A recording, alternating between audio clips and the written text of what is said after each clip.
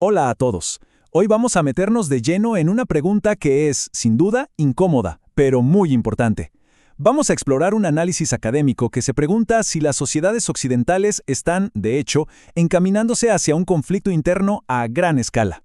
La pregunta central de este análisis no podría ser más directa, y la verdad es bastante alarmante.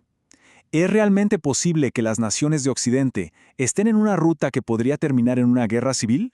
Vamos a desglosar una perspectiva académica que intenta responder justamente a eso. Para entender esta cuestión tan compleja, nos vamos a basar en el trabajo del profesor David Betts del King's College de Londres. Es fundamental tener claro que lo que vamos a ver a continuación es su perspectiva, su análisis basado en lo que la literatura académica dice sobre los conflictos.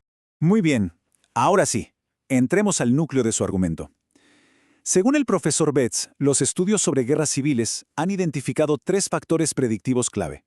Y lo que él sostiene es que estos tres factores se están manifestando ahora mismo en Occidente. El primer factor es algo que él llama faccionalismo polar. Y ojo, esto es súper interesante, porque no se trata de un simple desacuerdo político, no. Es una situación mucho más profunda, donde la gente siente que su seguridad personal está en riesgo.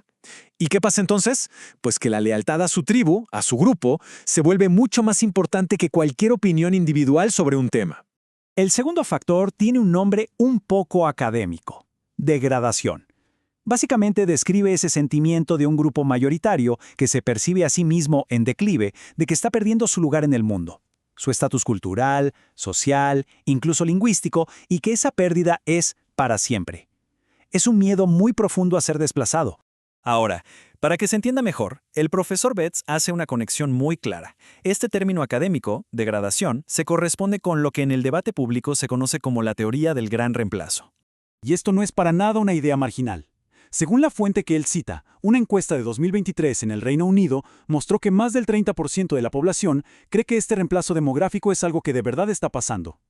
Esto nos da una idea de qué tan extendida está esta percepción. Y bueno, estos dos factores nos llevan de la mano al tercero, que según este análisis es quizás el más peligroso de todos: una profunda crisis de legitimidad. Esto es lo que pasa cuando la gente simplemente deja de creer que el sistema político puede resolver sus problemas de una manera justa. De acuerdo al análisis de Betts, la opinión política más común en Occidente hoy en día no es de izquierda ni de derecha. No, es una idea mucho más simple y devastadora: votar no importa. Cuando esa es la creencia generalizada, es una señal de alarma brutal de que el sistema ha perdido toda su legitimidad. Y esta crisis no es solo una sensación, se ve clarísimo en los datos. La confianza en instituciones clave, políticos, periodismo, incluso en el sistema judicial o la policía, ha estado cayendo en picada por décadas. Pensemos un segundo. Si ya no se confía en los pilares de la sociedad, ¿qué la mantiene unida? Para ilustrar esto, el profesor Betts menciona una investigación de Estados Unidos que es tremenda. El estudio encontró que cuando la opinión de la élite choca con la del público general, la de la élite gana prácticamente el 100% de las veces. Después de años y años de esto, es natural que la gente sienta que el sistema no la representa en absoluto. Ok, entonces, si estos tres factores están sobre la mesa, la siguiente pregunta lógica que aborda Betts es: ¿y cómo se vería un conflicto así en la vida real? Él nos plantea un posible escenario que se basa en tres grupos principales. Para entender este posible conflicto, el análisis de Betts divide a la sociedad en tres grandes grupos. Primero, la élite, a la que él describe con una mentalidad globalista. Segundo, las comunidades no nativas, sobre todo aquellas que no se han asimilado. Y tercero, el grupo que él llama la masa nativa, o sea, la mayoría que se siente en declive. El primer tipo de conflicto que Betts describe sería algo así como una revuelta campesina moderna. El objetivo principal no sería necesariamente tomar el poder, sino más bien castigar a la élite por la percepción de que ha roto el contrato social y ha traicionado los intereses del país. Y esta revuelta, según su modelo, no sería una guerra abierta, sino más bien una guerra sucia.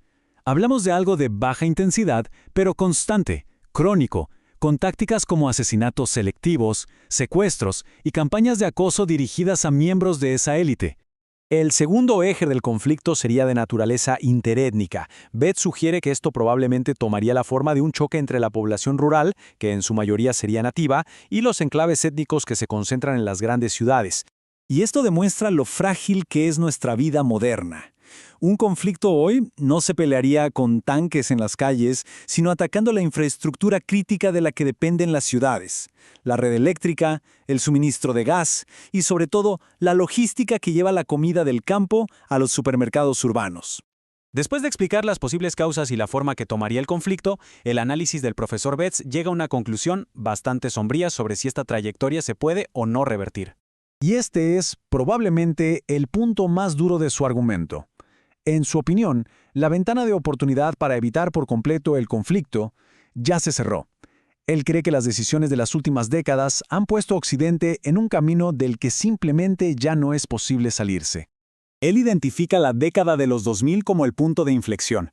Menciona el trabajo del académico Paul Collier, que en su libro Éxodo de 2012 ya advertía cómo la migración masiva estaba debilitando el capital social, o sea, la confianza que mantiene unida a una sociedad.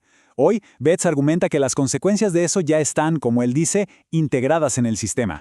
Entonces, si según este análisis la prevención ya no es una opción, ¿qué nos queda? Bueno, para Betts la respuesta es la mitigación. El objetivo ya no sería evitar el conflicto, sino prepararse para que, si llega a ocurrir, sea lo más corto y lo menos destructivo posible.